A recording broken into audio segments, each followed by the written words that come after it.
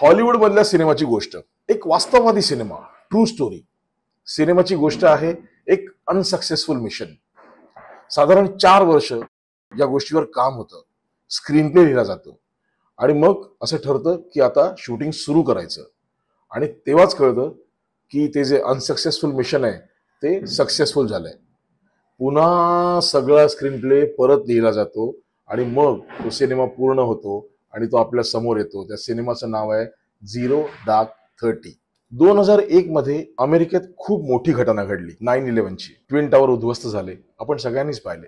संपूर्ण जग हादरून गेलं. त्या घटनेनंतर American government, American military, American गुप्तचर संघटना सगळे एका माणसाचा शोध घेत होते, ओसामा बिन लादेन. या इन्सिडेंट नंतर ना अमेरिकेने ओसामाला पकडण्यासाठी जंग पछाडले, पण ओसामा मिळत नव्हता. साधारण 2006च्या आसपास स्क्रीन प्ले रायटर मार्क बोल यांनी एक सिनेमा लिहायला सुरुवात केली.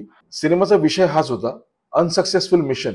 कारण ओसामा मिळतच नव्हता तोपर्यंत अमेरिकेने तोरा बोरा अफगाणिस्तानमध्ये ओसामाला पकडण्यासाठी एक अनसक्सेसफुल अटेम्प्ट केला होता. सिनेमाचा विषयही हाच होता. सिनेमाचं वर्किंग टायटल होतं किल बिन लादेन.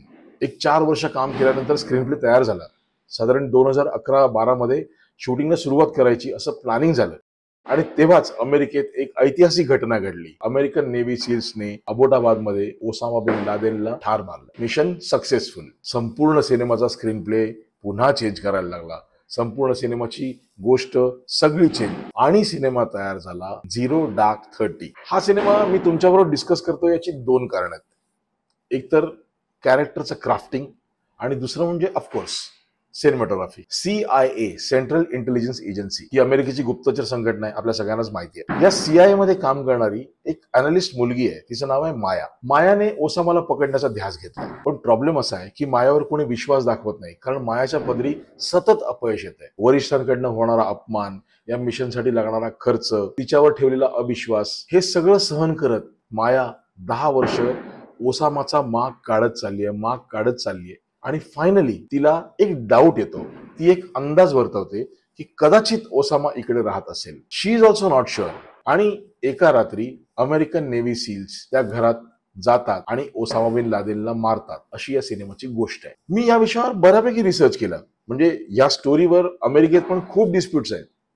पण मला ऍज अ फिल्म मेकर म्हणून गंमत काय वाटते, तर या माया नावाच्या कॅरेक्टरच्या क्राफ्टिंगची आणि त्याचं श्रेय completely screen play writer mark बोल आणि डिरेक्टर कॅथरीन बिगेलो यांनाच दिलं पाहिजे. अशा प्रकारची गोष्ट सांगताना ना सगळ्यात चॅलेंजिंग पार्ट काय असतो, तर या कथेचा नायक कोण आहे. काय आहे ही गोष्ट, त्या संपूर्ण देशाची आहे, त्या संपूर्ण अमेरिकन सैन्याची आहे किंवा त्या CIA नावाच्या एजन्सीची आहे.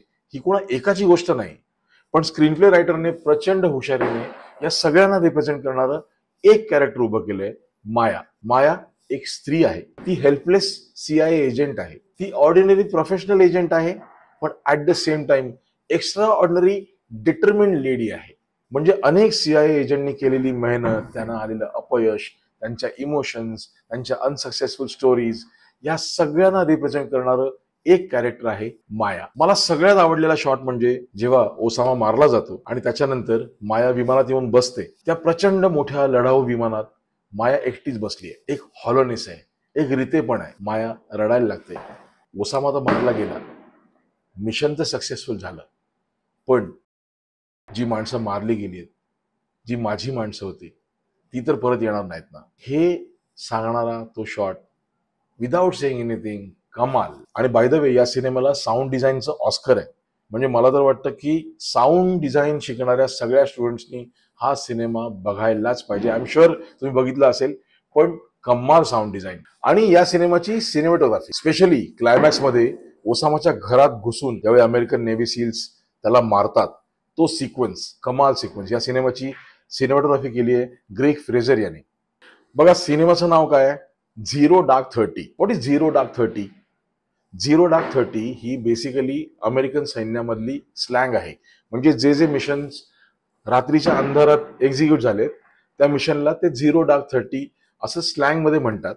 पण बाय झिरो तर घड्याळ ज्यावेळी मध्यरात्री 12 नंतर 0000 दाखवतो, तर that is the reason zero.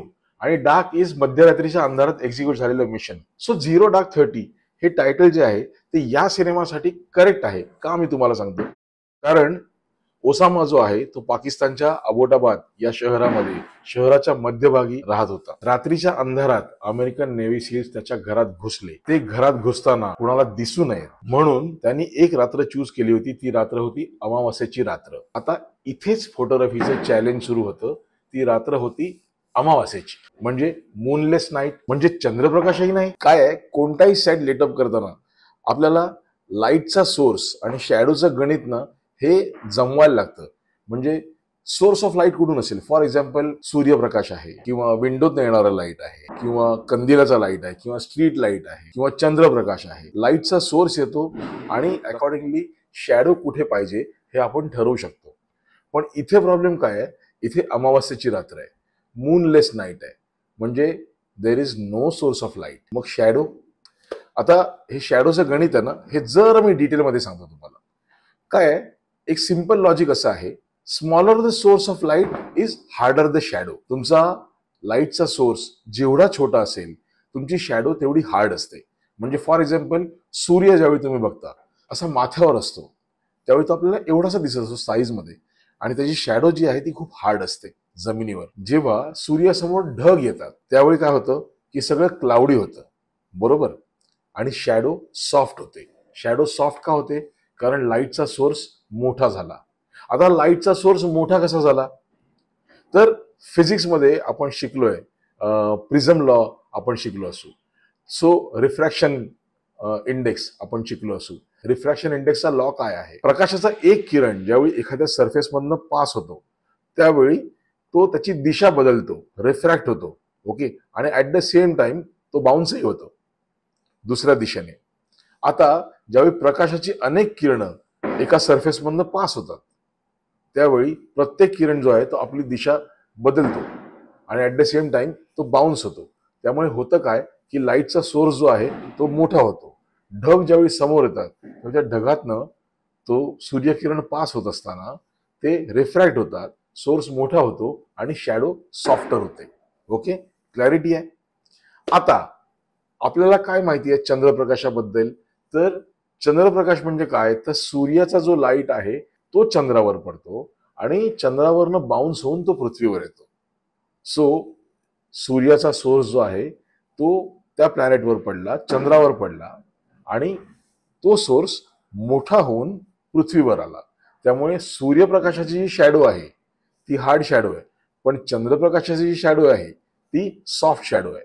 आता मूनलेस नाईट आहे, पण या मूनलेस नाईट मध्ये पण, अमावास्येच्या रात्रीमध्ये पण काही स्टार्स असतात जे दिसत असतात. ओके, तर त्या स्टार्सच्या लाईटमध्ये आपल्याला खूप मिनिमिनिटं अमावास्येच्या रात्री दिसत असतं. आता स्टार्सचा लाईट कुठून येतो, तर चंद्रप्रकाश जो आहे तो त्या प्लॅनेटवर पडलेला आहे, म्हणजे ऑलरेडी बाउन्स लाईट, मोठा सोर्स ऑफ लाईट त्या प्लॅनेटवर पडलाय आणि त्या सरफेसवरनं लाईट पृथ्वीवर आलाय. म्हणजे मोठा सोर्स जो आहे तो त्या प्लॅनेटवर गेलाय आणि तिकडून अजून मोठा होऊन म्हणजे शॅडो अजून सॉफ्टर झाली.